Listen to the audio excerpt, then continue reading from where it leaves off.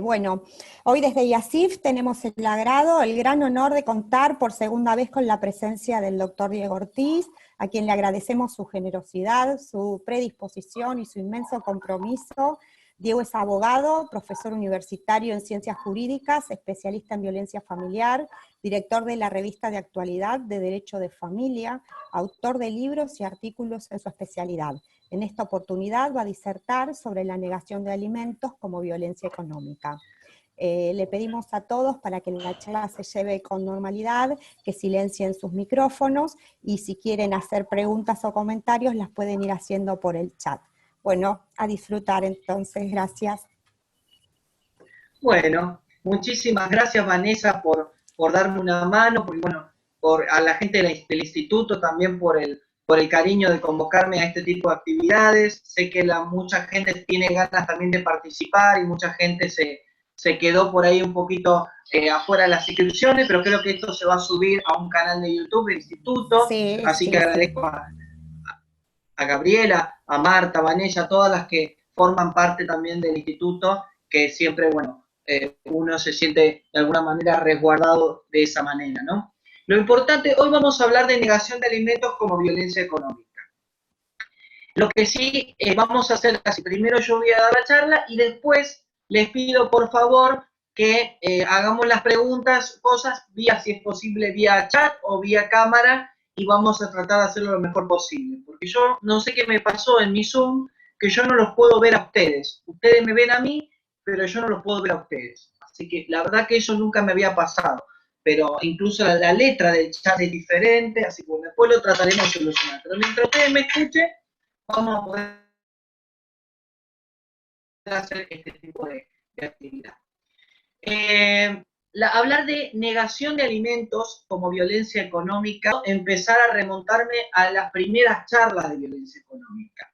Hablar de violencia económica al principio, esto fue hace 5 años más o menos, en el Colegio Abogado de Rosario, donde yo empecé a hablar sobre violencia económica. Sin embargo, hace más o menos 2 años, empecé a darme cuenta que el tema de negación de alimentos como violencia económica era un tema que necesitaba un tratamiento específico. Por eso, en los últimos 3 años, estuve dando en algún lugar que siempre me convoca alguna charla de negación de alimentos como violencia económica, como pasó, por ejemplo, en el Colegio de Abogados de Necochea, ¿no? Lo que sí que me llama siempre la atención, por eso antes de empezar a dar el tema, enmarcar un poco, es que el tema de alimentos es un tema que siempre fue abordado desde una temática a veces procesal y del derecho de las familias. Sabemos con las obras que tenemos, por ejemplo, contamos con la obra de Bossert, de alimentos, contamos con otras obras también, en la cual no se trata el tema como de violencia económica. Esto nos hace entender que es un tema totalmente nuevo, es un tema novedoso. Y al ser un tema novedoso, nos implica a nosotros revisar y reconceptualizar muchas cuestiones, ¿sí? Lo que pasa es que también al ser un tema nuevo, implica un esfuerzo para todos ustedes, para todas ustedes, de interpretar el supuesto como de violencia económica. Entonces, eso es muy importante porque nos ayuda también a comprender la situación, comprender la dimensión del problema, ¿sí? Y otra cosa que quiero aclarar, porque bueno, también estuve pensando mucho en esta clase, es el tema de que el chiste de la persona que lo porta, cuando de alguna manera genera alguna situación de discriminación o una situación de violencia simbólica, deja de ser chiste de la persona que lo porta. Esto porque sé que en estos últimos días se estuvo hablando de un docente que hizo un chiste en una charla, y yo siempre digo que el chiste no puede generar ningún tipo de odio en esta situación de violencia simbólica. Sin entrar a polemizar en esto, a veces cuando uno dice un chiste desatinado, incorrecto, discriminatorio, lo tiene que aclarar y decir y pedir disculpas, porque uno es humano y se puede equivocar, pero no puede dejar pasar un chiste que genera discurso de odio. Y esta situación de este docente particular nos lleva a hablar de ese concepto que se viene hablando en cuestiones de género hace muchísimo tiempo, que es el tema del discurso del odio, ¿no? Que totalmente mucha gente lo veo cuando lo publican en las redes sociales, no entiende que el discurso de odio no es decirle yo te odio Vanessa, yo te odio Vanessa, yo le digo a Vanessa, pues la única que yo veo ahora es a Vanessa, así que a ustedes no los puedo ver las caritas. Pero a lo que apunto es que es eso, que el discurso de odio no es porque yo odio a una persona, porque no me gusta o porque no me gusta cómo hablan. El discurso de odio muchas veces es a través de la palabra, es a través de culminar a una persona en un grado de inferioridad. O sea que esa es mi opinión con respecto a lo que pasó, porque me han mandado mensajes, incluso una radio, me han preguntado si querés hablar sobre este tema, y yo generalmente doy mi opinión en las clases que doy. Y esta es mi opinión, por ahí un poco sencilla, pero esta es mi opinión. El chiste de la persona que lo porta como tal deja de ser chiste cuando hiere y genera algún tipo de discurso agresivo y violento. Una vez que aclaramos eso, que me gustaba aclararlo, así que les agradezco a Vanessa, a Marta, a todo el equipo, una vez de aclararlo, vamos a marcar un poco el tema. Para hablar de negación de alimentos como violencia económica, nosotros siempre tenemos que empezar a trabajar con dos marcos normativos. El de niñez y adolescencia, que parte de la Convención de los Derechos del Niño, la Ley 26061, la Ley 13298, la Ley 114 de Ciudad Autónoma de Buenos Aires, y después también empezar a trabajar con el marco normativo de leyes de protección contra la violencia, ¿no? Como las leyes de protección contra la violencia familiar y de género, sabemos que cada provincia tiene su ley de violencia familiar, que cada provincia se ha adherido a la 16485 de protección integral, ¿sí? Esto es importante tenerlo en cuenta, ¿no? Porque es sobre la base sobre la cual vamos a hacer el planteo y vamos a hacer el reclamo, ¿sí? A veces me llegan de colegas amigos, de colegas amigas, diferentes escritos, de los cuales ya saben que yo no puedo asesorar porque trabajo en la justicia y no puedo informar, pero lo que yo siempre digo es usar siempre ese doble marco normativo. El de niñez y adolescencia, porque estamos hablando de un sujeto de protección que es un niño adolescente. Y el marco normativo de protección contra la violencia por la situación que padece el niño y adolescente y la progenitora, el rol de responsable alimentario. Esto es muy importante tenerlo en cuenta. Por otro lado, cuando empezaba la alimentaria desde la legislación de niñez y adolescencia, sabemos, hay un artículo que planteaba que esta etapa es una nota que vamos a ver si la poner en el chat. Ahí está el artículo, ahí va, sencillito. Y hay una nota que dice que los niños, niñas y adolescentes forman parte de un grupo que se encuentra en una situación particular de vulnerabilidad, porque dependen, puede ser que se corte, dijo Francisco, Vanessa, o se escucha bien.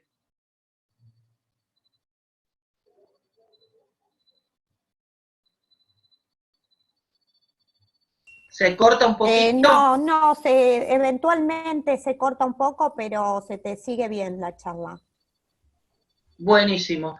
Bueno, gente, igual les digo, si se corta por algo o por cualquier cosa, yo después les mando mi machete, me piden el machete y yo se lo mando a ustedes, o el mismo machete ya se lo mandé a Vanessa, por si alguien lo quiere. Acuérdense que si es un machete no esperen un PowerPoint, una diapositiva, no, es un machete con cosas mías, aclaraciones, pongo pavadas, pero ahí en el machete están los fallos que voy a mencionar y también está la interpretación de algunas de las cuestiones, ¿sí? Pero tómenlo como machete, porque después dicen, mira lo que escribió el abogado que escribe el libro, mira, o sea que por favor les pido un poco de consideración. Bien, o sea que lo que estamos diciendo es que los niños, niñas y adolescentes forman parte de un grupo que se encuentra en una situación particular de vulnerabilidad porque dependen necesariamente de los adultos para su desarrollo. Porque es en esa etapa en donde que se caracteriza por el tiempo de crecimiento integral y desarrollo en la cual los progenitores deben asumir un cuidado con respecto a sus hijos.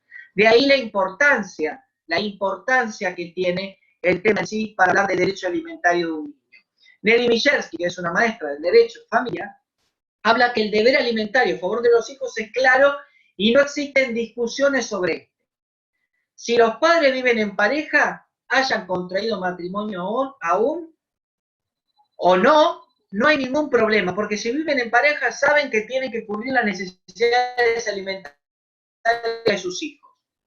El tema es cuando estos progenitores se separan. Entonces ahí empieza el derecho alimentario a ponerse en un segundo plano cuando en realidad no es así. Esto de alguna manera es lo que planteaba Nelly Michersky en ese comentario, ¿no? Que ahora después se los paso en el machete. Cuando uno hace un análisis de la 26485, de la ley de protección integral, uno tiene que tomar estos artículos en escalera. Pero yo les voy a decir cuáles son los artículos y les voy a mostrar por qué hay que hacer ese análisis en escalera. Los artículos son 2, 3, 4, 5 y 6 de la ley 26485. Este es el análisis que yo planteo.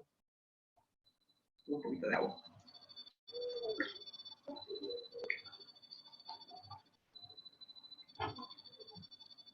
Ahí está. Me di cuenta que el sistema es viejito, el mío de Zoom, porque quiero adjuntar, por ejemplo, el archivo del machete y no lo puedo adjuntar. ¿Ves? Ahí me doy cuenta, es lo que estábamos charlando hoy, Vanessa. Me doy cuenta que se me desinstaló el Zoom que tenía moderno. La ley es 26485, Mónica. Se me desinstaló el chat viejito, el Zoom, perdón, nuevo, y se me instaló uno rápido, lo instalé uno viejito, así que no puedo poner el machete coso. Pero después yo puedo hacer armar el machete en mi Facebook, me lo piden y listo. O se lo piden a la doctora Vanessa. Si no lo subimos nosotros, no hay ningún problema. Sí, lo que pasa es que a veces me cuesta que lo suban al público para todos, porque el que no estuvo en la charla va a decir, este chico no puede escribir, bueno, si no se lo así que por eso le digo que se lo mandamos a la gente que está presente ahora, porque esto pasa, la gente para criticar es mandada a hacer, ¿viste cómo es? Y después el tema para hacer es el problema. O sea, el tema de la 26485 vamos a aplicar los artículos en escalera, porque yo quiero hacer un análisis de jurisprudencia y quiero presentarle a lo último un fallo frutillita del postre. El artículo 2 de la 26485 expresa como uno de los objetos de la ley la remoción de patrones socioculturales. El decreto reglamentario 1011 del 2010 explica que esos patrones socioculturales son aquellos que mandan mensajes, íconos o símbolos que generan la igualdad o desigualdad de un género por encima de otros. Por otro lado, el artículo 3 de la ley 26485 enumera dentro de los derechos protegidos a la integridad económica o patrimonial. Para que mi perra siempre me interrumpe la charla, para que la meto adentro.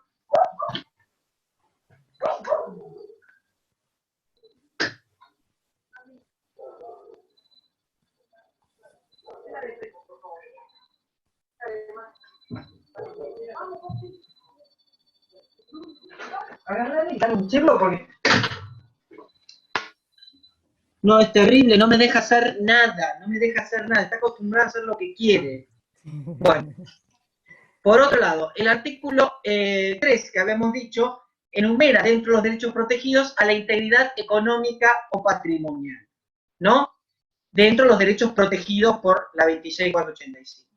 El artículo 4, cuando da una definición de lo que significa violencia contra la mujer, este artículo 4 fue reformado por la ley 27.533, cuando define a la violencia contra la mujer, plantea que es cualquier conducta, ya sea una acción u omisión, que afecte, entre otros bienes jurídicos, a la integridad económica o patrimonial, basada en una relación desigual de poder, ¿no? El decreto reglamentario comenta que es una relación desigual de poder.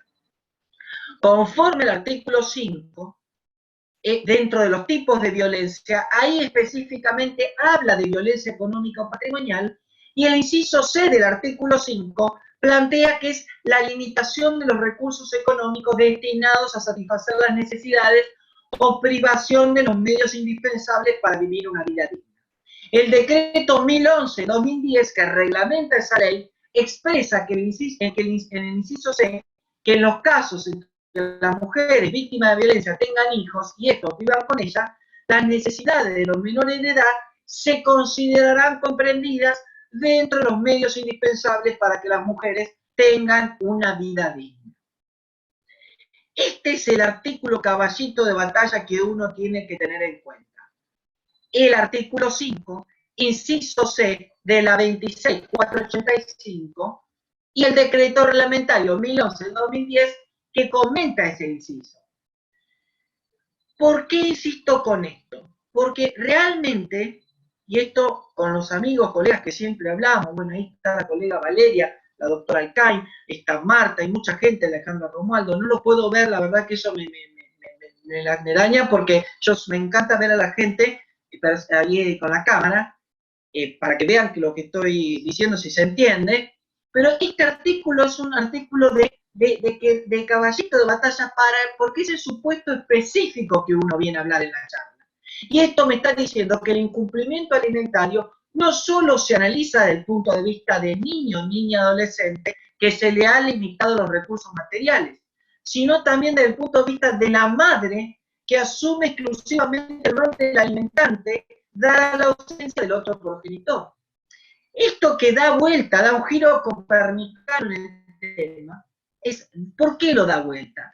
Porque a partir de esto nos damos cuenta que cuando uno plantea una cuestión alimentaria, no solamente lo debe plantear desde el derecho del niño a obtener alimentos, sino también qué pasó, cuáles fueron las carencias que tuvo la progenitora que asume exclusivamente esa responsabilidad frente a los recursos alimentarios de ese niño, ¿sí? Esto es importante tenerlo en cuenta porque uno tiene que trabajar mucho en los fundamentos cuando es un tema muy novedoso desde el ámbito normativo, no tanto porque la ley es del año 2009 y el decreto reglamentario es de julio del 2010. El 20 de julio voy a dar una charla para el Colegio Bobos de Quilmes, porque se cumple 10 años del decreto reglamentario y voy a presentar unas propuestas de investigación en el tema para la gente interesada.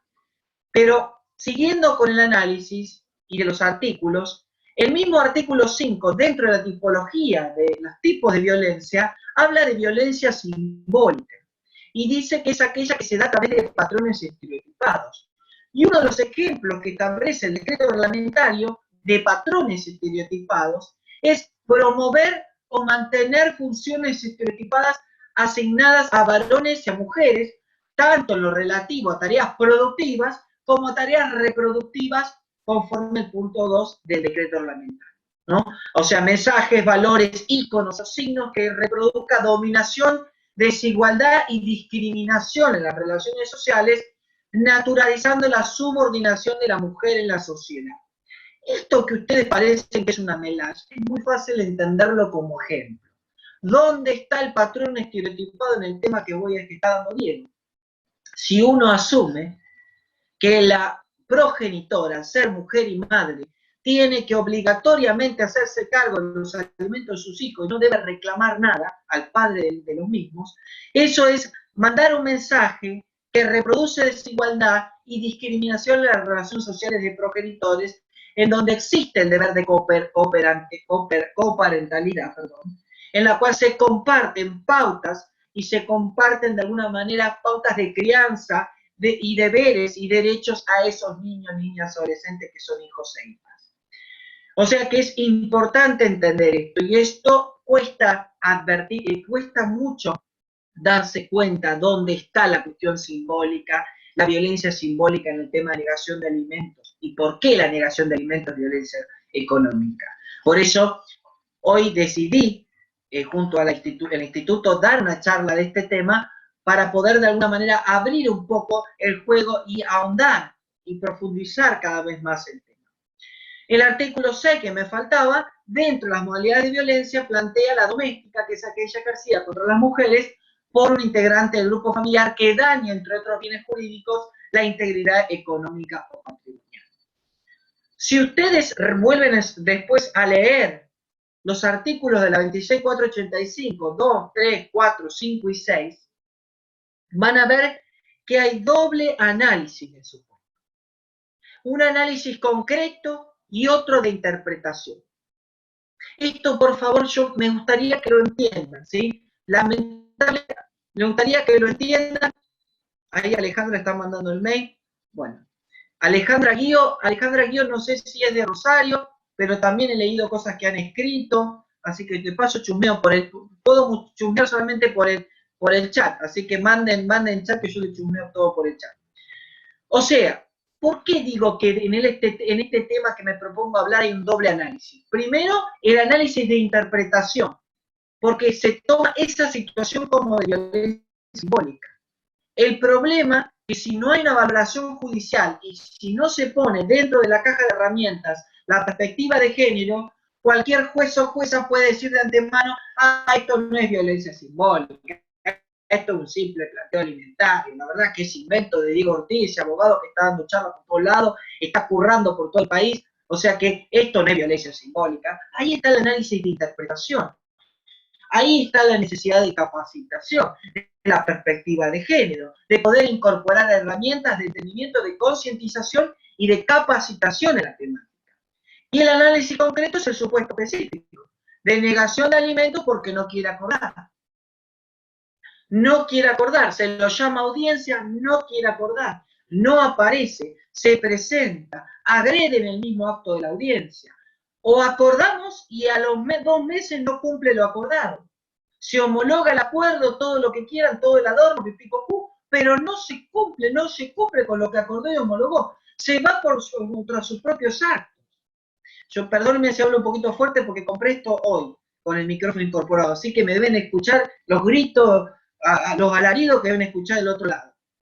O puede cumplir y no lo hace. Tiene una camioneta, tiene una casa, tiene más propiedad que la lobedera, pero no cumple. O cumple a medias, cuando la cuota alimentaria es de mucho dinero y cumple la 8ª parte, que no alcanza a cubrir la necesidad alimentaria, para nada. O la cumple de manera interrumpida. Cumple un mes, 2 meses no, después cumple, como si los derechos alimentarios o los alimentos a niños tendrían alguna medida fecha de caducidad. Tiene actitudes agresivas en el procedimiento. A mí me ha pasado que en una mediación me han escupido. En ese tiempo yo arrancaba a trabajar en la temática, yo arrancaba a trabajar en cuestiones de derecho familiar y me pareció una actitud totalmente agresiva, me sentí muy mal de una agresión en un ámbito específico como el ámbito de mediación, en un ámbito de una audiencia, o en propio escrito muchas veces surge esa agresión. Desde una visión procesal, este supuesto puede aparecer en un procedimiento de violencia. Perdón, ¿me escucha bien? Obviamente que no. ¿Vanessa? Sí, ahí alguien evidentemente tiene el micrófono. Ahí está. Bueno, gracias Carlos Robredo ahí que se está poniendo, se escucha bien. Un beso ahí a Alejandro Romualdo, a todos. Bueno, lo que insisto en esto, desde una visión procesal, este supuesto de negación de alimentos como violencia económica puede aparecer en un procedimiento de violencia como en uno alimentario, en una vía incidental, cese, aumento y modificación. En un procedimiento de violencia puede aparecer incluso en el análisis al momento de la concesión de una medida de protección. En un proceso alimentario puede aparecer como argumento que se abona para la fijación de una cuota alimentaria. En un incidente en la cual el demandado pida un cese, puede aparecer también en una conducta que yo detecto como de violencia económica para pedir ese cese. En un aumento, en la solicitud de un aumento de cuota alimentaria también. En la modificación también. O sea, Diego, ¿qué me estás diciendo? Lo que le estoy diciendo es que el tema que yo propongo en esta charla no es un objeto de un proceso, sino una herramienta de análisis para el mismo. No me pueden decir, no podemos decir, no puedo decir que voy a hacer una denuncia de violencia económica y voy a la receptoría general expediente diciéndole ponga objeto violencia económica. No, gente, estamos todos en este camino de aprendizaje. Lo que estamos diciendo es que el análisis, lo que estamos planteando son herramientas de análisis para poder plantear en los procesos, que no se agota en un procedimiento de violencia, sino también en otro tipo de procesos. Ustedes saben que se está hablando de violencia económica en procesos de daños y perjuicios derivados de violencia. Bueno, se está hablando hace meses de esos temas. ¿Cuál es el desafío profesional que tenemos nosotros? Empezar a delimitar un caso de violencia económica por negación de alimentos de un proceso de alimentos autónomos. El riesgo de no delimitar es asumir de antemano que todos los procesos de alimentos son situaciones de violencia económica contra el hijo y la progenitora. Y esta afirmación desvirtuaría el proceso de alimentos como autónomo y no permite el análisis particular de la negación de alimentos como una situación de violencia económica prevista en la norma. Y para lograr esa separación hay que analizar los supuestos fácticos que se presentan y compararlo con los conceptos vertidos de este tipo de violencia. El cumplimiento continuo, deliberado e intencional de las obligaciones alimentarias muchas veces configura este tipo de violencia económica. La continuidad se refiere a la persistencia en el tiempo. Desde que, supóngase, tiene 4 años, mi hijo arranca el reclamo alimentario y recién a los 15 años cumple con la primera cuota. 11 años de incumplimiento alimentario. Por otro lado, el abandono palmario de las obligaciones alimentarias. ¿Cómo puede ser esto? ¿No? Ustedes dicen, ¿cómo puede ser? Digo, estás exagerando. No estoy exagerando, porque esto ocurre.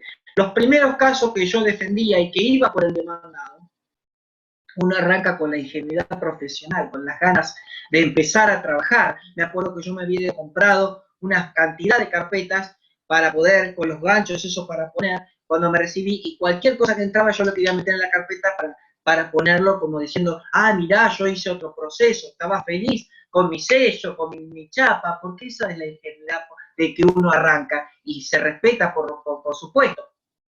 Pero en el momento que uno iba como demandado, yo le decía, bueno, hay que cumplir porque son 3 chicos, la situación económica. Bueno, pero en la próxima audiencia. Digo, sí, pero la próxima audiencia la fijaron de acá 7, 8 meses, con suerte, ¿no? 10 meses. Bueno, esperamos hasta ahí vemos que cumplir. Me quedaba helado, digo yo. Los chicos tienen que comer. Los chicos tienen que alimentarse. Llegaba a la audiencia, no llegamos a ningún acuerdo, todo se cerraba sin ningún acuerdo, o se cerraba con un acuerdo que era totalmente infructuoso, y era un acuerdo muy farragoso y dificultoso, y cuando se llegó al acuerdo después tenía que andar controlando para que cumpla. Mi buena fe profesional estaba, y yo iba defendiendo a esa persona, pero siempre decía, llegaba a la instancia de decir, hay un derecho que no se puede incumplir por más que uno como profesional esté en una parte u otra. Después discutimos los términos y condiciones de ese derecho, pero no lo podemos desconocer. A veces uno se pone un poco, se altera un poquito con respecto a esto, pero es importante tenerlo en cuenta. Voy a poner en el chat el primer paso que voy a analizar. Le pido a Vanessa que me ayude a leer, porque vamos a realizar fallos a ver cómo se cumple. Lo que les pido, por favor, paciencia, porque saben cómo es el sistema. ¿Se puede leer, Vanessa, o te falta? A ver, ¿se ve bien? Sí, lo que te quería decir, que yo puedo compartir pantalla, el fallo, si querés lo puedo compartir y lo leemos todos también. Perfecto, sí, ¿Qué fallo sería? Ya te lo paso, lo estoy sacando mi propio machete, así que yo igual el machete se los mando, acuérdense. Es un fallo de Córdoba. Córdoba es una provincia que me está realmente asombrando. No me complican esa piel. ¿Lo ves? Lo que mandaron por chat. Sí, ahí está. ¿Cuál sería, Diego? Así ya lo vemos. Todos tienen número. No, claro, espera. Sí. No. Cuota este no. No, hacemos una cosa, si se corta, mejor hacémelo de chat, Vanessa, porque ahí hay un enjuje en el macheteo, si no lo leo yo. ¿Cuál querés que lea? No Léemelo tengo problema. Ahí te lo mandé en el chat te mandé. En un fallo de reducción de cuota alimentaria. Para que ¿Se ve en el chat? Espera. Espera porque yo me fui a compartir pantalla. Sí, se corta, Mónica. ¿Sabés por qué se corta? ¿Saben por qué se corta? Porque este horario es complicado para las actividades. Mucha gente se conecta. O sea, por eso les ofrezco eso, que después se le manda. No te preocupes, lo arranco yo, quédate tranquila. Es un fallo el hecho importante. El demandado apela a lo decidido por la jueza de primera instancia y pidiendo la reducción de la cuota alimentaria. Uno de los motivos que invoca el apelante son las supuestas mejores condiciones de la madre. ¿Sí? El padre justifica el pedido de reducción porque la madre de la niña tiene un trabajo estable y vive en una casa prestada por sus padres, mientras que él alquila el lugar donde vive, como diciendo, si ella está mejor económicamente, que se reduzca la cuota alimentaria. Por otro lado se dice, la responsabilidad parental de cada progenitor no se relaciona con la del otro. Ni un padre puede eximirse del cumplimiento de sus obligaciones alimentarias en función de la mejor situación económica, social o laboral del otro. Por otro lado, no puede desconocerse que en este caso la madre tiene el cuidado personal de su hija, lo que impone, de conformidad con el derecho vigente, reconocer el valor económico de las tareas personales que realiza a los fines de fijar una cuota alimentaria. Ese cuidado se traduce en un conjunto de tareas cotidianas destinadas a atender las necesidades del hogar, ¿no? Recursos, energía, por lo que es indudable que merece ser valorada económicamente, aun cuando no lo realice un tercero contratado, por ejemplo, una niñera. Desde esta perspectiva, la madre no solo atendió las necesidades económicas de su hija, sino también otras cotidianas que no son remuneradas, pero que ciertamente tienen un valor susceptible de ser determinadas en plata y que el padre no puede soslayar. De esa manera, las mejores condiciones en las que se encuentra la madre redundan en un beneficio para la hija, más no son un argumento para que el deudor alimentario se mantenga en una posición renuente a asumir los deberes legales que le competen, especialmente cuando la madre ha asumido el cuidado personal. Si bien la situación de cada padre es una variable a considerar a los fines de determinar la extensión de la obligación alimentaria, no puede desconocerse que en el caso la madre ha asumido históricamente tanto el cuidado personal como los gastos de toda índole de su hija, que el incidentista tiene un trabajo estable y que no acreditó imposibilidad de cumplir con ese aporte, que es el 20% del sueldo, que no parece desproporcionado en vista de las circunstancias. Se rechaza el recurso por esta vía incidental pidiendo la reducción y se confirma la resolución. Él se había fijado 20% de sus alimentos y él pedía la reducción porque había mejorado las condiciones de la progenitora. En este caso, el fallo cordobés dice claramente, no, no es así. ¿Y dónde está? Y la mujer tiene el cuidado personal. Y todo lo extra y todo lo adicional y toda la energía que ella pone en ese cuidado, eso también tiene que ser valorado económicamente. Esto es una aplicación del artículo 660 del Código Civil y Comercial. Por eso es un fallo que a mi entender siempre arranco con ese, porque es un fallo que tiene una lectura claramente de cuestiones simbólicas que deben ser puestas en la mesa a la hora de resolver. Por otro lado, en otro fallo, que me interesaría leer, acuérdense que yo la cita de los fallos, yo después se los mando, el machete mismo la tiene, porque es poco desordenado el machete en sí. En otro fallo, que es un fallo de aumento de cuota alimentaria, de Villa Constitución Santa Fe, es un fallo conocido, se ordenó al demandado que deposite el importe en concepto de alimento para su hija, bajo apercibimiento de aplicar sanciones combinatorias. Sin embargo, así todo, no se verificó el cumplimiento total, sino que pagaba la mitad de lo fijado. Se sostiene en el fallo que esa conducta omisiva artículo 4 de la 26485, que acuérdense que cualquier conducta, ya sea acción o omisión, es violencia, dice, se sostiene que tal conducta omisiva constituye un claro acto de violencia de género contra la progenitora.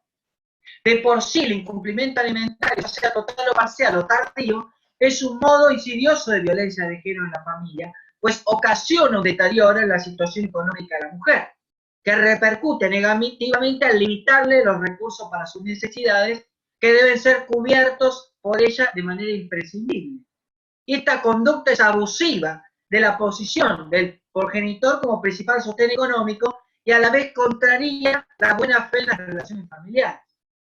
Finalmente, se resuelve, ¿no?, darle al demandado un plazo de 5 días para abonar el monto alimentario. Si vencido los 5 días no cumple, tiene que abonar en concepto de medida combinatoria la suma de 500 pesos por cada día de retraso en el pago hasta que lo efectivice, ¿no? El monto va a ser destinado al acreedor alimentario.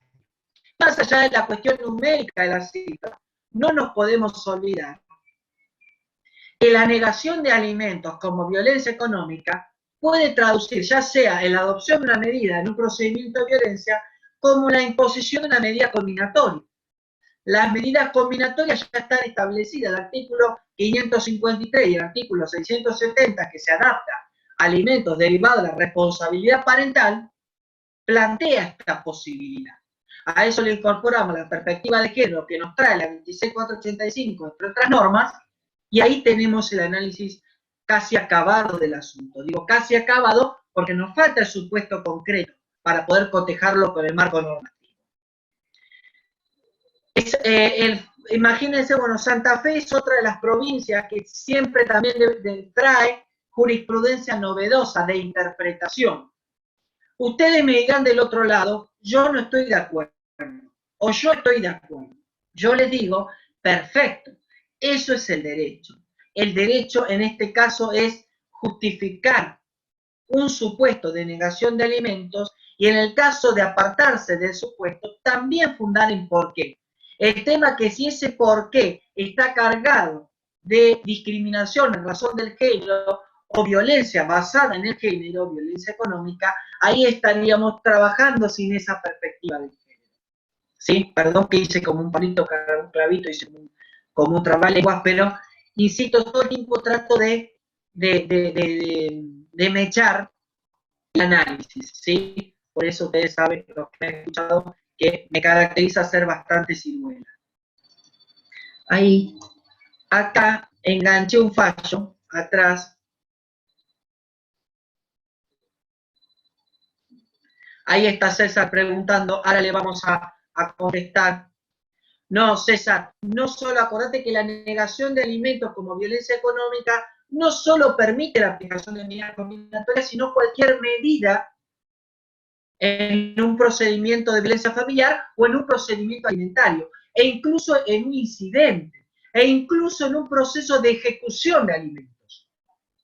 Por otro lado, hay otro fallo que acá lo colgué, no sé si lo pueden ver, que es un fallo muy conocido de la Cámara Civil y Comercial de Necochea, que es un fallo cuyo objeto es el reconocimiento paterno-filial, en donde se valoró que las omisiones del demandado de cumplir con las obligaciones alimentarias son consideradas violencia económica contra el niño y contra su madre. Es un fallo muy interesante que lo usan muchísimo, porque no solo trae el tema que me convoca, sino también trae el tema del daño y perjuicio derivado de esa situación de violencia económica. El fallo expresa que el demandado, por la mera omisión a colaborar con los procesos en su contra y a sustraerse a sus deberes como progenitor de un niño con discapacidad que al momento de la resolución muere, una enfermedad genética, se coloca en una posición de poder respecto de la madre, siendo renuente a prestar asistencia en todo momento, salvo el aporte de una cuota alimentaria provisoria mínima. O sea que año tras año reclamando y cumplía con la cuota provisoria mínima y a cuenta gota. Conformando esa actitud, dice el fallo, violencia de género hacia quien no podía actuar de otro modo, pues las necesidades del niño, desde el punto de vista rubro salud alimentario, le imponían el rol de única responsable. Esta atribución de poder, dice el fallo, tiene raíces en el patriarcado, que es un sistema de creencia que naturalmente le atribuye a la mujer el rol de cuidadora de los hijos. En el barrio, los vecinos, las vecinas, vamos a decir, es una madre luchadora por sus hijos, porque nadie va a decir, ¿por qué no le reclama a ese padre incumplidor? Porque tiene el rol de proveedora de sus necesidades, impuesto por la sociedad, impuesto por la cultura, desligando toda responsabilidad del género masculino de todas las cuestiones que haga la crianza y cuidado de sus hijos. Asimismo, el fallo introduce el factor tiempo como elemento de análisis para marcar el caso en un contexto de violencia de género. Han pasado años, no días, para este cumplimiento. Estos hechos lesivos se estima que se produjeron desde el mismo momento en que fue indudable el deber de asistencia, desde que queda firme la sentencia de filiación y hasta el fallecimiento del niño. Desarrollo temporal que, por si fuera necesario aclarar, permite aplicar la 26485. Esto es un fallo muy triste, es un fallo muy doloroso, porque es un fallo que realmente plantea muy bien el tema de un niño que al momento de la resolución muere. Las necesidades alimentarias de ese niño eran evidentes, tenía gastos extraordinarios de salud, de la cual la progenitora tenía que pedir préstamos a instituciones y a familiares para cubrir esas necesidades alimentarias. Es muy triste este fallo. Por otro lado, otro fallo muy conocido que es un fallo que empieza a introducir la cuestión. Muchas gracias por los mensajes que me mandan por privado, no quiero quedar como asqueroso, pero no, después, bueno, yo después hacer un agradecimiento general, pero bueno, muchas gracias por los mensajes que mandan. En este fallo que ahora vamos a mencionar, ya el de Necochea lo dijimos, en este fallo, que es un fallo de Comodoro Rivadavia Chubut, la actora inicia una acción contra el progenitor y luego de 4 años sale sentencia condenando a que pague el 25% del sueldo. No obstante, la sentencia firme e informa al juzgado que no tiene trabajo, que lo que consigue gana 3.000 pesos, no puede cumplir con el monto, y esto se va dilatando en el tiempo, durante toda la tramitación del expediente. La actora lo denuncia, aparte por violencia familiar, por conducta de hostigamiento perpetradas a través de comunicaciones telefónicas y electrónicas. Ya en el escrito de inicio pide medidas de protección y que se imponga el pago de una suma fija de plata, una multa que no inferior a la suma de 10.000 pesos. La jueza de primera instancia concede las medidas, pero rechaza el pago de la multa por considerar que no se cumple, no se contempla acá, en este caso, dice, la violencia económica conforme a la 26485. 4 años, del 2011 hasta el 2015, estuvo sin pagar un concepto alimentario.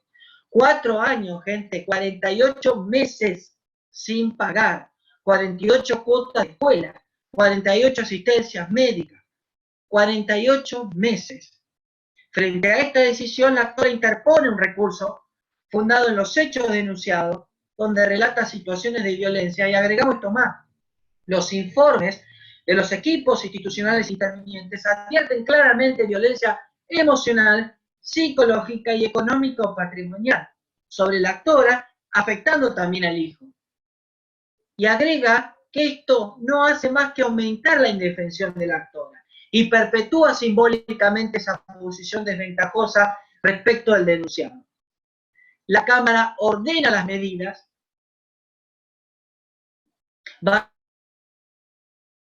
valorando de manera integral las situaciones de violencia, los tipos de violencia advertidos, el propio relato de la mujer y la propia intervención. Y acá se abre un nuevo campo de investigación, gente, colega de todas las provincias de este país. Empezar a analizar cómo la intervención interdisciplinaria incide en el procedimiento de violencia familiar e incide en la adopción de medidas de protección e incide en la configuración de los tipos de violencia. Esta última actitud rebasa los límites de razonabilidad de ese fallo y que muestra una manipulación de las variables tomadas en cuenta para fijar alimentos extrema de la violencia económica sistemáticamente ejercida. Más claro y chaleado. En el fallo, ese es el fallo, muy interesante, este fallo de Chubut, porque claramente me dice que si para la violencia física o psicológica se dicta una medida, para la violencia económica también se tiene que dictar la medida. Esto que ustedes dicen, obvio, Diego, pero claro, Diego, que es así. Pero, por supuesto, bien ahí, Diego, esto también tiene que ser valorado por la autoridad judicial al momento de resolver. Porque los abogados y abogadas que peticionan, los jueces y juezas que resuelven, son de alguna manera los transmisores del tema que uno propone. Yo soy profesor de alma y estudiante eterno. Mi función siempre es mostrar los temas y analizarlos y leer los fallos e interpretarlos. Pero mi labor no sirve de nada si no se transmite a través de jurisprudencia, incluso de doctrina, el supuesto que vengo a plantear. Vamos viendo varios fallos, ¿eh? Acuérdense, porque siempre hay un rezagada, que esto se va a mandar en el machete.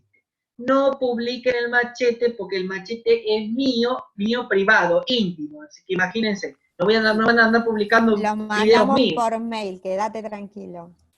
Buenísimo. Sí, porque ya a veces me han pasado muchas cosas.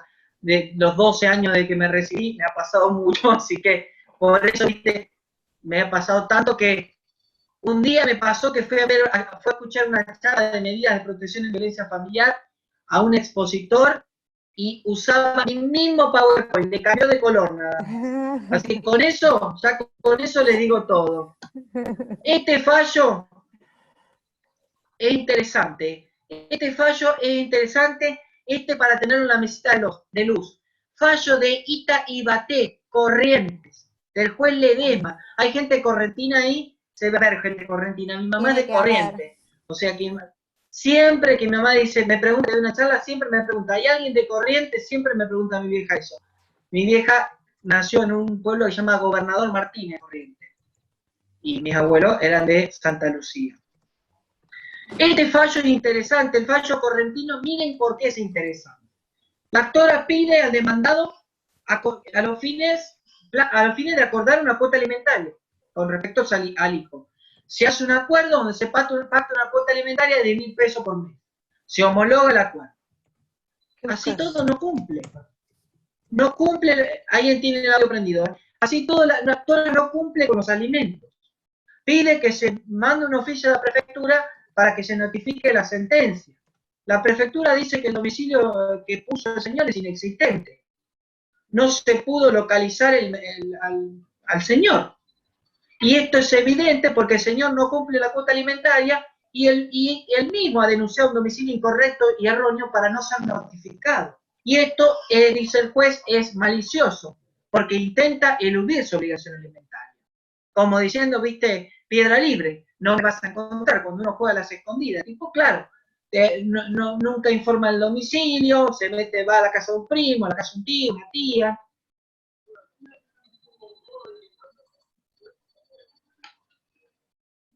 Por otro lado, el fallo correntino dice, el incumplimiento deliberado de la cuota alimentaria pactada configura, además de la violación del derecho básico de un niña adolescente, es un claro caso de violencia de género y familiar y el ejercicio de la violencia económica.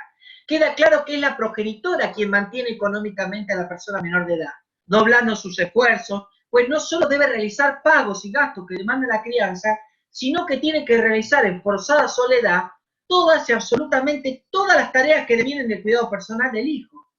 De ello se depende que la falta de reconocimiento de la valoración económica y de la labor de un progenitor al cuidado de las personas menores de edad, hijos, o de su desvalorización por parte del otro progenitor, no es más que lisa y llanamente una limitación de recursos basada en la discriminación del valor del esfuerzo, configurando violencia familiar y de género de manera indudable. Esto, gente, esto es doctrina del fallo. Esto es el jugo del fallo. explicar claramente por qué el fallo es violencia, por qué la negación de alimentos es violencia de género. Finalmente el juez resuelve recaratular las actuaciones como diciendo esto no es alimento, estos alimentos, violencia de género. Ordena como cuota alimentaria provisoria a favor del adolescente el 20% de los haberes mensuales que percibe el progenitor como personal retirado de la Prefectura Naval Argentina, que sabemos que los personales retirados de la prefectura ganan su buen sueldo. Eso es un comentario mío de Diego Vecino. O sea que es interesante el fallo correntino. Ustedes me dirán, sí, Diego, pero el fallo lo dictaron en un lugar donde tienen un montón de recursos, donde hay millones de profesionales capacitados. Juzgado de Paz de la primera circunscripción judicial de Itaibaté, Corrientes. Es un fallo que tiene un año más o menos, un poquito más. Es muy interesante el fallo planteado. Y miren el objeto del fallo. ¿Saben cuál es el objeto del fallo? Alimentos. El objeto del fallo es alimentos. Por otro lado, voy a seguir planteando fallos, porque la idea de esta charla es hacerla jugosa y darles todo lo que ustedes quieren para los que se han participado y se toman su, agradecidos, se toman su tarde para poder charlar acá conmigo. Voy a hacer otro fallo señero en el tema, que es un fallo muy interesante porque es un fallo que se dio en el Departamento Judicial de Morón, provincia de Buenos Aires. El fallo... ¿Me van escuchando? ¿Me escuchan bien? ¿Alguien que pueda poner en el chat? ¿Se escucha bien? Perfecto, Sí, Diego. Perfecto. Seguimos entonces. Gracias. Seguimos. El fallo de Morón es muy interesante porque la actora promueve la ejecución de alimentos contra el progenitor solicitando la tasa activa más alta de plaza. Esto lo dice el artículo 552 del Código Civil Comercial. Y una tasa adicional que fije la juez de grado, acorde a la circunstancia del caso. Se intima al demandado a pagar alimentos, no paga, decretándose el embargo preventivo, y si finalmente se manda a llevar adelante la ejecución hasta tanto pague la suma reclamada. La actora alega que el artículo 552 no autoriza que los jueces bajen la tasa, porque el artículo 552 es un piso mínimo, y la última parte del artículo faculta a los magistrados y magistradas a establecer una tasa adicional a la tasa activa más alta referida, condicionando la circunstancia específica del caso. ¿Qué hace la abogada del caso? Dice, yo le voy a explicar a la justicia cuáles son las circunstancias específicas del caso. 3 hijos en etapa escolar, debiendo la actora sostener cuota mensual y matrículas escolares, compra de uniforme, materiales escolares, libros de estudio, gasto de telefonía, viaje egresado, actividades deportivas y recreativas, más todo lo atinente al contenido de la obligación alimentaria con respecto a sus hijos. Una de las hijas ya estaba estudiando nutrición. La actora en ese momento se había quedado sin fuente laboral y se había endeudado con créditos. Por otro lado, ni el señor progenitor ni su asistencia letrada han manifestado ninguna razón o justificativo frente a tamaño incumplimiento de sus deberes parentales, surgiendo que él habita en un barrio privado de la localidad de Ituzaingó. Privado no barrio privado de luz, de gas, de agua, barrio privado, con seguridad privada, con servicio de jardinería. Así entonces, existen circunstancias más que justificadas para sobrellevar, dice el fallo, más intereses a la tasa bancaria. Es que, dada las circunstancias del caso, donde nos hallamos frente a un acuerdo de alimentos y luego su incumplimiento, sumado a la falta total de explicación de por qué el accionado faltó a su obligación, como así también contextualizado por el indicio de potencialidad económica que nos indica el hecho de residir en un barrio cerrado, la cuestión tiene que observarse en clave constitucional. Acá no está en juego un tema patrimonial, dice el fallo. Son circunstancias que tienen que ver con la subsistencia de los hijos del accionado. Y dice el fallo, con un estilo docente, quien no se hace cargo, pudiendo hacerlo, de lo necesario para la subsistencia de sus hijos, incurre en una de las conductas que, de nuestro punto de vista, debe merecer el más intenso reproche, pues implica sustraerse voluntariamente al cumplimiento de una obligación que no emana solo de la ley, sino de las convenciones que el Estado suscribió. Y con una innegable potencialidad dañosa hacia sus hijos, a la controversia que pudiera haber generado la ruptura de la pareja. No tiene nada que ver cómo rompió la pareja, sino la cuestión alimentaria. Entonces, En ese contexto, la tasa aumentada parece suficiente incentivo no solo para reparar el daño que se generó, sino para evitar que se siga generando.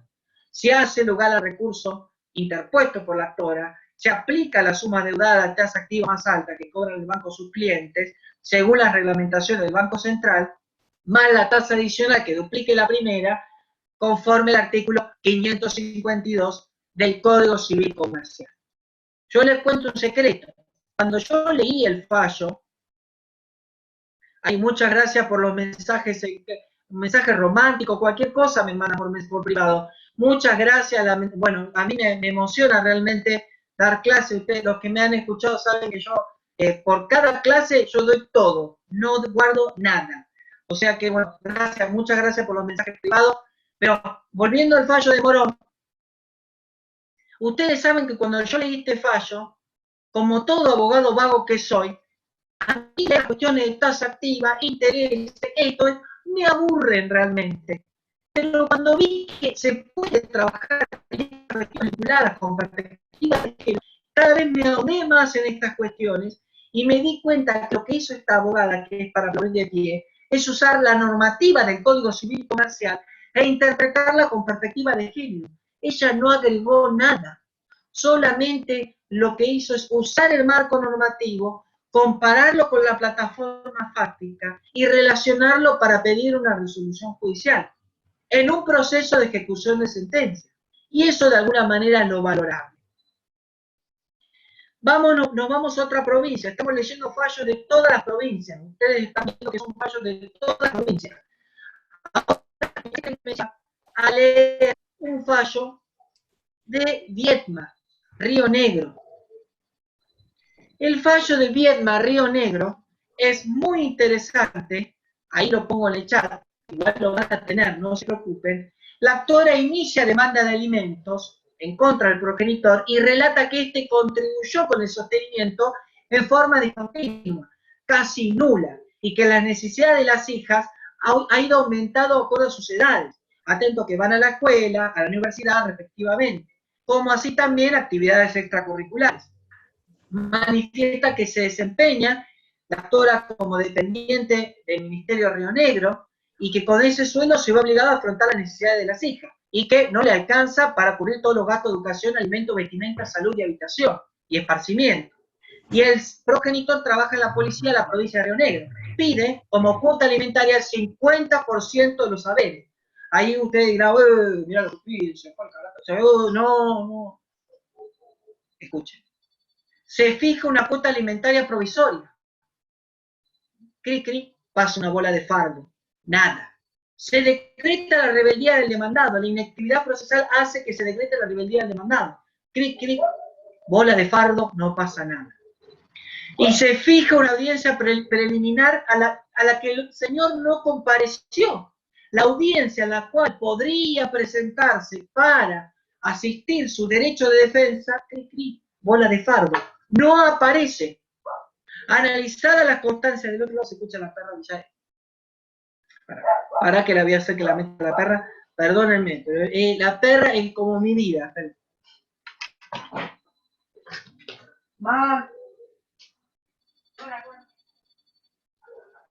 A la perra, por favor, te pido, por favor. No me trate de pintar ahí, que sea mi clase, nada. ¡Vamos, Coqui!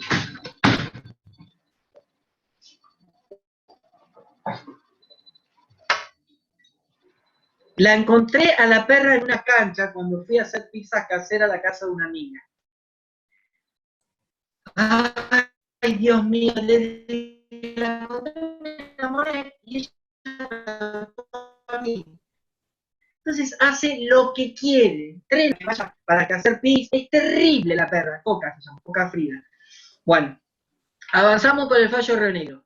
Acuérdense, ella trabajaba empleada administrativa del ministerio y el demandado trabajaba en la provincia de Río Negro. Procesalmente se comportó, esto es lo que va a valorar la jueza, se comportó pésimo. Dicen los considerandos, analizadas las constancias, quedó acreditado que la actora es quien se ocupa en exclusividad del cuidado y mantención de los hijos. El propio informe social plantea que la peticionante reside junto a sus hijas en una casa adjudicada por el Instituto de la Vivienda, cuenta con servicios básicos de agua, electricidad, gas e internet. Ella trabaja haciendo tareas administrativas y también hace souvenir y artesanía. O sea que el mango no alcanza, que hay que pagar la olla, hay que pagar el guiso. El informe social destacó que la actora tiene que recurrir al uso de tarjetas de crédito y al apoyo material que le brinda la madre de 69 años.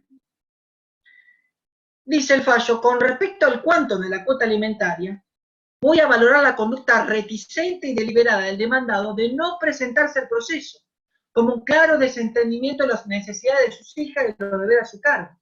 Y acá dice, acá está la doctrina del fallo. La ley mira con más rigor a aquel progenitor que no solamente se desentiende de su obligación alimentaria, sino que además lo hace las tareas de cuidado personal, porque dicho desentendimiento necesariamente recae sobre el progenitor conviviente, quien tiene la carga de satisfacer todas las necesidades económicas y afectivas de los hijos, supliendo la ausencia del otro, quien legalmente se encuentra obligado en igual forma. Así la actora, en su condición de mujer y único sostén, tanto económico como afectivo, ante el comportamiento desapresivo y el desentendimiento de las obligaciones del progenitor en el ejercicio de la responsabilidad parental, se ve violentada por una realidad agobiante, que tiene como concausa el accionar del demandado, porque este rol materno omnipresente frente a un padre ausente, desdibujado y descomprometido, constituye otra forma de violencia, la económica. Y para configurarlo, no importa si ya no son pareja, si no resulta necesario episodio de violencia física o psicológica. Esto lo dice el fallo, gente. Basta para tenerla por cierta la actitud desplegada por la actora en comparación con la postura descomprometida del demandado, que somete a la madre de sus hijas a cuidarla, alimentarla, a ocuparse de su escolaridad, en franca violación de los deberes que la ley impone. El ejercicio responsable de la paternidad no se reduce al pago puntual de la cuota alimentaria a través del cuento de haberes. Implica el compromiso en la salud y la necesidad alimentaria afectiva de los hijos, que no ha sido demostrada con este señor. A lo largo de todo el preliminar procesal que surge las actuaciones. Esta situación coloca a las mujeres y a la hija en una franca condición de vulnerabilidad y viola su derecho a la igualdad real de derechos, oportunidades y de trato entre varones y mujeres que no puede dejar de ser condenada por el Estado, no puede pasar desapercibida y debe ser valorada al momento de disponer el aumento de cuota que aquí se peticiona. Este fallo Río Negro es señero en el tema, es pionero, porque cada fallo va agregando diferentes tips de interpretación. Es por ello que la actitud desplegada por el padre, a partir de la conducta procesal en las presentes actuaciones, debe ser medida con mayor rigor, siendo que la prestación alimentaria tiene un carácter constitucional. En otras palabras, ante el desentendimiento de las obligaciones del alimentante, visibilizadas a través de su comportamiento procesal, no le compete al juez oponer ninguna defensa que el demandado no ha hecho, debiendo entender que la prestación alimentaria es un derecho humano que tiende a satisfacer las necesidades de los hijos, lo que es desaprensiva de sus padres, que va en desmedro de la operatividad alimentaria a favor de las hijas, equivalente al 50% del sueldo del alimentante. Bueno, después lean el fallo, yo lo digo en criollo, lo explico en criollo. Esto es interesante. ¿Por qué es interesante? ¿Saben por qué? Primero, porque el monto fijado en la cuota alimentaria se relaciona con la actitud renuente que ha tenido, no solo en los hechos, sino en el proceso. Es la primera vez que veo muy claro cómo se valora la conducta procesal de un demandado en un proceso de alimentos como una situación de violencia de género en su tipología económica, específicamente en el supuesto negación de alimentos como violencia económica. Imagínense que estos fallos sirven de interpretación,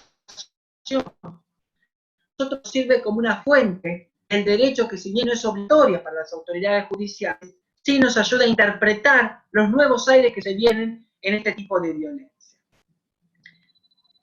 Vamos a llegar, ya llegamos al final, y al final les voy a mostrar una cosa.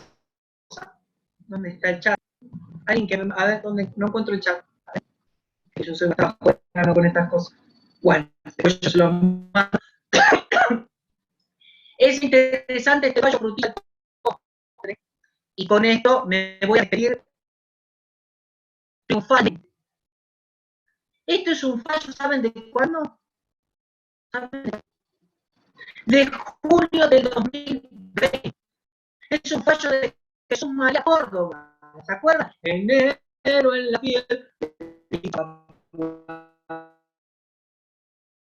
Un payador. ¿Se acuerdan? Bueno, presten atención, por favor. La actora inicia reclamación de filiación extramatrimonial en contra de su perjuicio que la conducta provocó. Manifiesta que la madre conoció al demandado a través de amigos, que con el tiempo se alguna relación nació la actora. Que ella vivió como familia ensamblada, con 3 hijos de la madre en una relación anterior, y el demandado trabajaba en el campo, viajaba los fines de semana, y algunos días entre semanas. Relata que cuando cumplió 5 años la actora, la madre se enteró que la relación terminó. Vivía en una casa humilde, con necesidad. La madre viuda siempre tuvo que luchar sola para criar a sus hijos. En un caso, bueno, uno de los maridos falleció, y un marido falleció y el otro, bueno, incumplidor. Creció careciendo de lo material, como también del cariño de un padre, que sufrió en el colegio por ser pobre, por no tener padre, que cuando alcanzó la mayoría de edad comenzó a buscarlo, que preguntaba por él y nadie le decía nada. Hasta que un amigo de su hermano le cuenta que lo conocía al señor y le iba a decir que tenía una hija. Afirma que el día 25 de mayo del 2000, ómnibus de Villa del Totoral, se le aproxima una persona que le dice que su padre estaba en una chata Ford, ahí blanca, y la quería ver. Durante el breve reencuentro, el padre la besó, le abrazó y le pidió perdón por el tiempo perdido, que prometió recuperar y compartir más momentos juntos. Unos meses más tarde, fue a buscarla a su casa, y al saber que la actora se casaría en noviembre de 2014, él dijo que la iba a ayudar en lo que necesita. La actora no lo vio más. Y al tiempo se apareció en la casa, y cuando lo fue a ver, el hombre empezó a agredirla y amenazarla junto a otros integrantes de la familia, y a través de las redes sociales. El demandado destacó que siempre el demandado supo que siempre el demandado era el padre. Desde el momento de nacimiento, y a pesar de esto nunca la reconoció de forma voluntaria, deja de currar, sigamos. Por otra parte, reclama reparación por el daño moral injustamente sufrido, causado por el señor, burlas, bromas de sus padres, angustia y otros sentimientos que provocaron sufrimientos y la modificación de valores del espíritu. Remarca que ha existido de parte del demandado una actitud desaprensiva, tendiente a eludir su responsabilidad. A ver, no sé si me están mandando mensajes de la actividad. No, no es de la actividad. Me están mandando gente, a colegas míos de la charla, que pidiéndome el fallo. Remarca que existió de parte del demandado una actitud desaprensiva, tendiente a eludir su responsabilidad de paternidad para cuantificar el daño. Se corre el traslado y el señor contesta y niega de todo. Esto, bueno, sí, chocolate por la noticia.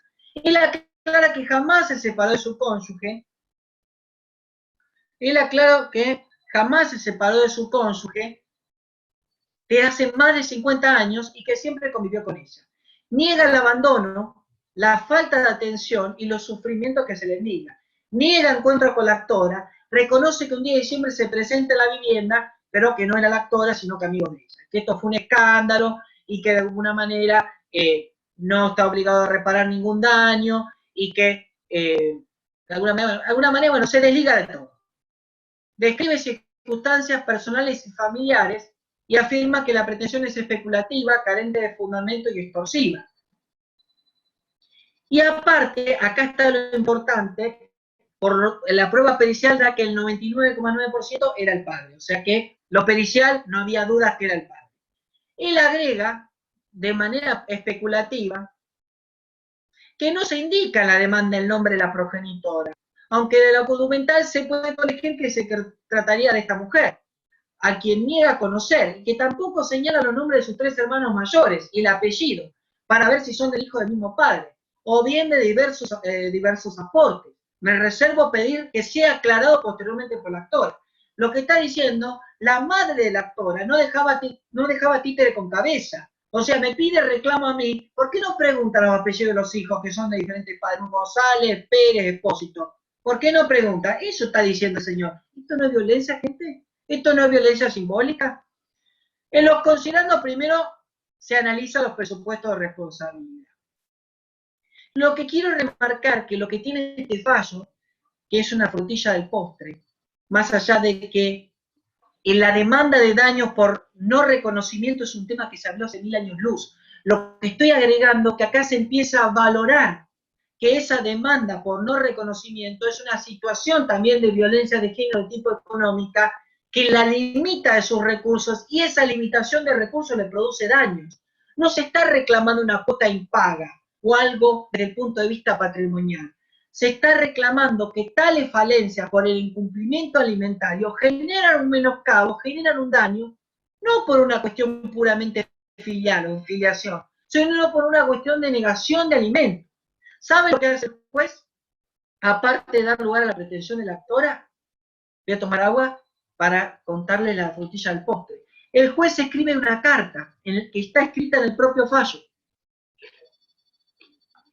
El demandado era folclorista, andaba a los festivales de Jesús María, era un hombre muy respetado socialmente y era clara que él andaba de pueblo a pueblo y de casa en casa y de cama en cama. Entonces el juez le dice esto. Para que el demandado entienda lo que se presta en esta resolución, entiendo que la vida de campo es distinta. Comprendo que en el campo exista gente que pueda tener menos estudios y otros más, pero lo que no está bien, no es correcto en el campo, tampoco lo es en la ciudad. La violencia, no es correcto en el campo, no es en la ciudad. La violencia, el maltrato, el actuar desinteresado no es adecuado en ningún lugar.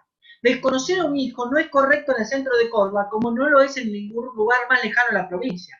Nada justifica el maltrato, el desinterés, la violencia económica, la violencia económica, la violencia económica, la violencia psicológica al desconocer a un hijo. Si nosotros, los jueces, tuviésemos que analizar estas cuestiones dependiendo de las condiciones particulares de quien las realiza, por ejemplo, ciertas tradiciones y costumbres que se dan en el campo, justificar la violencia más de un caso, justificando el actuar de algunos por su falta de conocimiento, por el nivel cultural o por su imposibilidad de tener medios tecnológicos, como lo dijo en su último escrito. Espero que este mensaje sea claro y entienda que tener relaciones ocasionales, estar con una mujer, después con otra, así con varias, trae consecuencias. Y si de alguna relación surge un embarazo, ello genera responsabilidad, la misma que usted seguramente cumplimentó con sus hijos reconocidos, los que tuvo con su esposa. El no tener estudio, el no ser profesional, ser de campo, lo que sea, no justifica lo que se hizo con su hija, como tampoco con la madre de esta, e incluso con su propia familia, quienes tenían derecho a saber que usted tenía otra hija, esperando haber sido claro, que pueda comprender que este magistrado solo quiere equilibrar compensando a su hija, de alguna forma, por el daño que tuvo que soportar. Además está a decir, y sin ánimo de evitar a su abogado, quien puede concurrir a mi público despacho, tiene mi tiempo para explicarle cuánta duda se le presenta a la actora de leer esta resolución. Esto es lenguaje claro. Un tema que se está hablando hace muchísimo también, que durante los últimos años está teniendo reflorecimiento. Esto es lenguaje claro para hablar de violencia de género de tipo económica. Por eso quise cerrar con este fallo frutillita del postre, porque la lucha contra la violencia es una lucha por la liberación que tienen las mujeres, no solo por una cuestión de violencia física o psicológica, sino también por el clima de temor e impotencia generado que tienen ella por la persistencia y la cotidianidad de esos actos violentos y la legitimación tácita que existe en esta cultura dominante. Muchísimas gracias.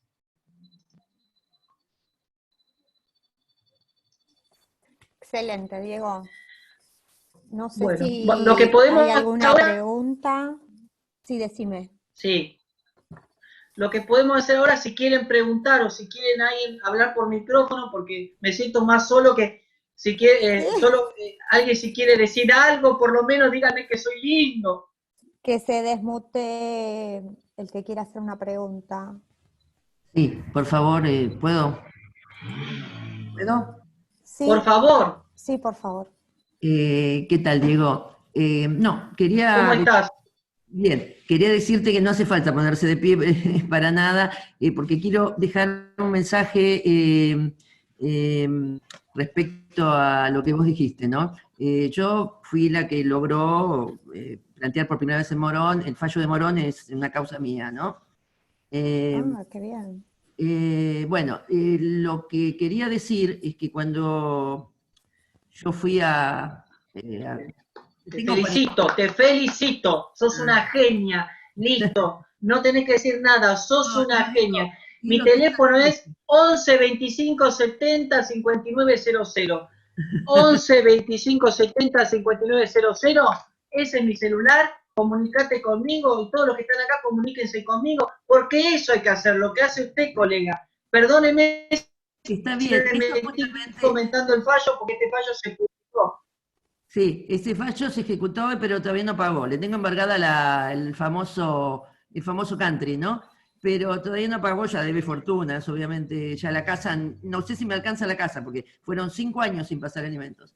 Pero lo que yo quería decir es que yo tengo 42 años de profesión, amigo, y esto es mucho, es muchísimo. ¿No es cierto? Entonces, el mensaje que dejo, y hago derecho de familia, y fundamentalmente me dedico a la problemática familiar hace más de 30. Pero lo que quiero decir es algo que me dijo a mí uno de los camaristas, el preopinante, el doctor Gallo de Morón, cuando después de 42 años lo conozco a Gallo desde que estaba en mesa de entrada, obviamente, ¿no? A él y a todos, pero fui a agradecerle, a decirle que habían sido muy valientes ellos. Y me contestó algo que yo quiero repetirlo acá, porque veo un montón de gente joven, y él me contestó, gracias a vos, gracias a abogados como vos que se animan a plantear, nosotros los jueces nos podemos lucir. Entonces, el mensaje es ese, atrevernos a plantear, atrevernos las mujeres, los hombres, atrevernos a plantear la violencia de género como una violencia que yo digo que es la madre de las violencias, porque la pone a las mujeres en un estado de indefensión y un estado de vulnerabilidad terrible, sobre todo si hay chicos, pero atrevernos a eso. Eso es lo que quiero decir. Dejar como mensaje lo que a mí me dijo el camarista preopinante, firmante, ¿no? Que él nos agradece por atrevernos. Y eso le digo a toda esta gente joven, después de 42 años de profesión que tengo, animarse, darle. Tenemos la ley, tenemos la formación, porque los abogados sí nos hemos formado, y los que hacemos derecho de familia, nos hemos formado en perspectiva de género, nos hemos formado en un montón de cosas más, en neurolingüística, en sociología, en un montón de cosas. La justicia falta que se forme. Yo lo único que te digo nuevamente, que siempre te menciono, porque yo di una charla en Morón a los meses que salió el fallo. Entonces, realmente aplaudo de pie, y ese día aplaudí de pie, estaba la gota, había gente, yo aplaudía de pie tu trabajo, porque realmente los que nos especializamos en el tema, los que escribimos en el tema, nos valemos de la interpretación por las peticiones de los abogados. Ahí yo dejé mi celular, no solo para vos, sino para usted, colega, sino también para cualquiera que le interese saber de la temática. Yo no tengo ningún problema, ahí dejé mi celular. No, lo que sí que me han llamado gente a la madrugada, a 3 de la mañana, no puedo yo asesorar sobre casos particulares, pero con toda la verdad, con todo el placer, uno tiene que hacer este tipo de actividades y cosas por las que uno lucha. Ahí está la colega online Valeria, que también es muy luchadora en la temática, y yo siempre digo, hay que hacerlo, hay que peticionarlo, hay que hacerlo, porque si no, la clase que uno da como profesor es muy humilde, porque uno interpreta fallos y doctrinas y da su opinión. Como me dijo una vez un amigo, vos sos muy bueno explicando, y yo le digo, sí, es la definición, yo sé explicar, pero la interpretación y los insumos me los das vos y me lo dan todos los colegas. Así que me emociona realmente, y así que te dejé mi teléfono para que te puedas comunicar conmigo si es posible, y de parte también de los demás colegas que están ahí presentes también. Ahí vamos a contestar otra pregunta, aprovechamos. No llegué a anotarlo tu teléfono, pero me lo dará una de las chicas. Sí, lo pasé en el chat. 11 25 70 5900. Ahí está. Ahí se los paso a todos. Yo no tengo ningún problema. Yo siempre sé que puedo hacer actividades docentes de capacitación. Yo de manera particular no puedo trabajar por mi trabajo en la justicia, yo trabajo en la oficina de violencia, pero ahí está preguntando, vamos a contestar una pregunta porque están a full, vamos a arrancar con alguna. Para el caso de un padre que no tiene trabajo en blanco y resulta difícil probarlo, tampoco es titular de dominio ni de rodados, ¿cómo lograr el pago para el cumplimiento de las cuotas adeudadas? Ahí, María Alejandra, se empieza a hablar de algo que se llama medidas combinatorias frente a la violencia económica. Las medidas combinatorias es un instituto procesal que existe hace años luz. Los procesalistas vienen hace montones escribiendo. Ahora lo que tenemos que empezar a trabajar es cómo trabajar en esas medidas combinatorias frente a la violencia económica. Salió un fallo de Córdoba hace días que le prohibía conducir, le sacaban el carnet de conducir, no podía renovar el carnet de conducir. Por supuesto que las medidas combinatorias tienen un elemento coactivo y coercitivo de la cual uno puede no estar de acuerdo. Uno puede decir que lesiona derechos constitucionales, pero hacemos la contraposición con los derechos alimentarios también para hacer este análisis. Nunca dejemos de analizar todo el marco complejo en el cual se sitúa este tipo de petición. Vamos a otra, a ver, porque quiero contestar. Dice, si el obligado al pago que hace changas esporádicas, ¿cómo obligamos al pago de la cuota? Si el obligado al pago que hace, ¿cómo obligamos al pago de la cuota de los meses que no hace changa y existe un solo abuelo que es jubilado de la mínima, igual se ejecuta ese abuelo para el obligado? Cuando estamos hablando que se ejecuta a los ascendientes del progenitor, ahí del progenitor que tiene que cumplir, tenemos que tener un cuidado porque también se empezaría a hablar también de otro marco de protección de la Convención Interamericana de Protección de las Personas Mayores. Siempre digo, no negar, me encantaría hablar sobre medidas combinatorias frente a la violencia económica, tengo muchísimo material, muchas gracias. Pero más allá de eso, no nos podemos olvidar que acá estaríamos hablando de personas de diferente vulnerabilidad. La vulnerabilidad del niño, niña, adolescente que tiene su derecho alimentario y la vulnerabilidad de la persona mayor, regla 6 de Brasilia, Convención Interamericana, que puede ser que si cobra una jubilación mínima o que no le alcanza para su gasto de medicación, no lo puedo ir a atacar a esa cuota alimentaria. Prioritariamente se debe ponderar que el cumplimiento esté a cargo del demandado y si no, tomar todas las medidas para que este mismo cumpla. Obviamente las respuestas son medias breves porque uno trata de contestar todo lo que puede. Si alguna más quedó. Sí. Esta semana me enfrento a iniciar... Sí, Vanessa, ayúdame. Acá dice que hace poco hizo un planteo para ir en contra del padre porque quería sacar a su hijo de la obra social, bajo el argumento que como la mamá no le pasaba dinero, siendo la madre desempleada y que trabaja alternadamente. Como asistente en peluquería, de manera informal. El niño de 24 meses vive con la madre y su abuela materna la ayuda. Él trabaja en blanco, tiene 2 autos y ante todo una solvencia absolutamente mayor que la de la madre, ¿no? Bueno, y la pregunta ¿cuál sería? No solo trabaja el tema de no solo traje el tema de la violencia, no, es como un comentario que hizo. Bueno, que trae lo el que tema puedo de la decir violencia. Sí. Sí. Lo que puedo decir con respecto a eso, colega, hay un fallo del juzgado comunitario de pequeñas causas de Granadero Baigorria, Santa Fe, que habla claramente de la limitación de recursos como violencia económica. Entonces aclara el juez que quitarle el carnet de la obra social es no garantizar el derecho de salud del adolescente que estaba en tratamiento y es violencia económica. Yo escribí un comentario de ese fallo en la revista de Pensamiento Civil que se llama La urgencia como elemento de decisión. Búsquenlo, colegas. Si no lo encuentra, se comunica conmigo. Mi Facebook es Diego Ortiz Uva. Yo tengo mi Facebook abierto, yo doy material todo el tiempo. A veces estoy toda la noche estudiando y algunos me casan a las 3 de la mañana. A veces no, a veces yo en eso soy bastante desordenado porque yo estudio muchísimo. Pero dije ese fallo fundamental, el del juzgado de pequeñas causas comunitarias de Granadero Baigorria de Santa Fe.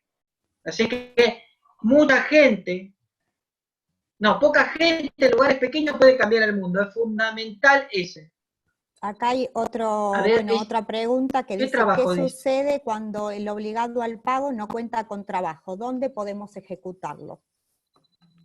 Ahí está lo que decía, la posibilidad de empezar a acceder a ver otras medidas más compulsivas, más coactivas, que muchas veces paran en vedro de poder, pero no podemos de alguna manera olvidarnos de la urgencia que amerita la asistencia alimentaria de esos hijos e hijas, ¿no? O sea que empecemos a recurrir también a otros medios frente a este tipo de violencia y a este supuesto. Sí, Vanessa, por favor. Sí, acá hay otra pregunta similar que dice, ¿qué se hace cuando el que debe pagar la cuota de alimentos renuncia a su trabajo para evitar hacerlo? Sería la misma respuesta, ¿verdad? Pérez es una amiga mía, una colega mía interesada, le mando un beso grande. Columna mía en Patria Potestad o en alguna de las materias, una genia, y le mando un beso grande. Decime, Vanessa, ¿sabés por qué me emociona? Porque yo hace mucho tiempo que vengo luchando para incorporar en el ámbito de los abogados la temática de violencia, el proceso de violencia familiar. O sea que me emociona saber eso. Así que, ayuda, ¿cuál es la pregunta? Resumímela, por favor. Que justamente el obligado al pago de la cuota alimentaria renunciaba al trabajo para evitar hacer el pago, ¿no? Y cumplir con sus obligaciones. ¿Qué podías hacer? Es lo mismo. Esa renuncia del trabajo tiene que ser puesta como una actitud renuente e intencional a eludir su obligación alimentaria. Trabajaba en el almacén Rulo, pero cuando empecé a reclamar, a las 2 semanas renunció. Y a las 2 semanas empezó, o sea que uno tiene que mostrar, arrimar todos los elementos para configurar el supuesto de negación de alimentos como violencia económica. Y empezar también a buscar, hacer uso de la legislación de niñez y adolescencia. La nombré en muy pocos minutos al principio. No nos debemos olvidar del interés superior del niño, del derecho del niño a ser oído, que su opinión sea tenida en cuenta, la prevalecencia de interés del niño por encima del interés de los adultos. O sea que eso también hay que tenerlo en cuenta, Vane, y eso está bueno para aclarar. ¿Hay otra más? Sí, acá hay otra más y ya te liberamos porque ¿se puede hacer reclamo por negación de alimentos durante la convivencia? Esto de alguna manera es el tema de reclamos, negación de alimentos durante la convivencia, reclamos entre convivientes o reclamos derivados de la responsabilidad parental. La el reclamo de alimentos, no sí, claro, lo que podemos entender es que lo que yo les puedo contar como secreto es que se está hablando también de empezar a hablar de violencia económica al negarle alimentos a una cónyuge. Son fallos que están saliendo, creo que son 2 o 3. Yo no puedo decirlo porque todavía no se publicó, pero ustedes me imagino que van a mantener el secreto, porque no lo van a decir. Pero lo que estamos diciendo es que siempre que exista un derecho, una exigencia jurídica al cumplimiento de una obligación alimentaria, ahí puedo yo incorporar el supuesto del análisis de la negación de alimentos como violencia económica. Perfecto. Y si el obligado no tiene auto para quitarle la licencia ni ningún tipo de bienes, ahí ha pasado Dolores González, que hay fallos, como por ejemplo el de Caucete de San Juan, que habla de marche preso. Se lo pone preso hasta que cumpla. Y acá vienen todas las discusiones que nos llevaría una charla más. La prisión por deuda no existe, esto de alguna manera en vez de descomprimir el conflicto lo acentúa y lo agrava, pero acá no nos olvidemos del derecho de interés en juego, del derecho alimentario. Yo les voy contando lo que hay. Es otro fallo de Chipolletti también, que va preso los fines de semana y durante la semana trabaja y hasta que no cumpla. Esto de alguna manera tiene su discusión. Ahí Valeria metió un tema que es muy interesante, que llevaría, ahí metí en mi Facebook, Diego Ortiz Uva. Acuérdense que Diego Ortiz Uva, porque si ponen Diego Ortiz solo, salta un pastor evangélico que tiene mi mismo nombre. Así que nada que ver con el pastor evangélico. Bueno, incumplimiento de los deberes de asistencia familiar, tema a tratar. Ustedes saben que el incumplimiento de deberes de asistencia familiar existe hace 45.000 años. El problema es que hay que analizarlo con perspectiva de género.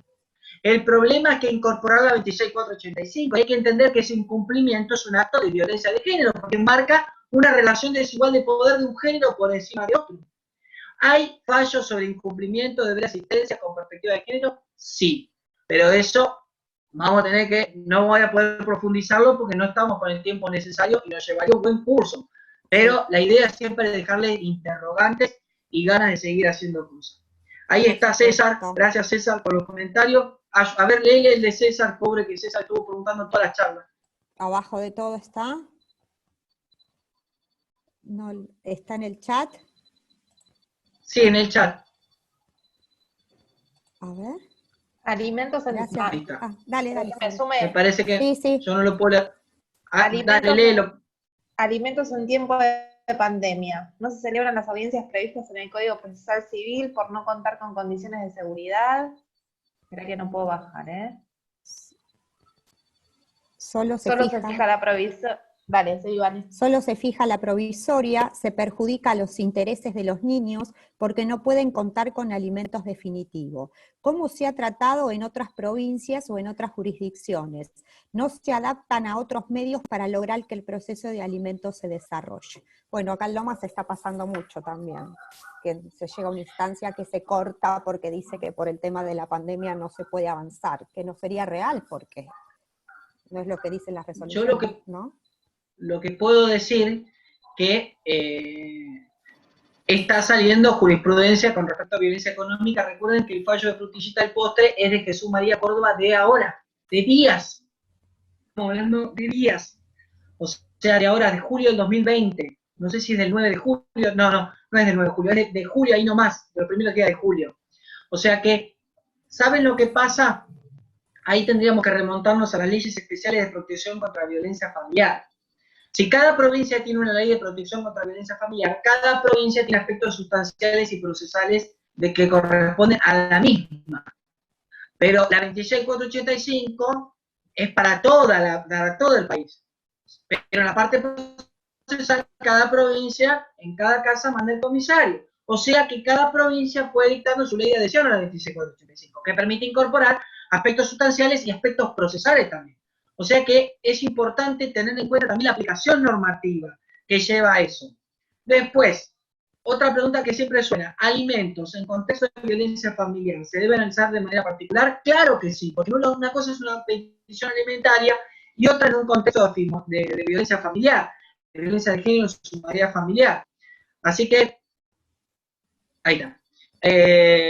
Ahí bueno, están pidiendo los machetes. Sí, piden en mayor Vanessa, parte los fallos que los vamos a estar enviando y los vamos a estar buscando nosotras y los subimos, sí, que se queden tranquilos que se los vamos a hacer llegar.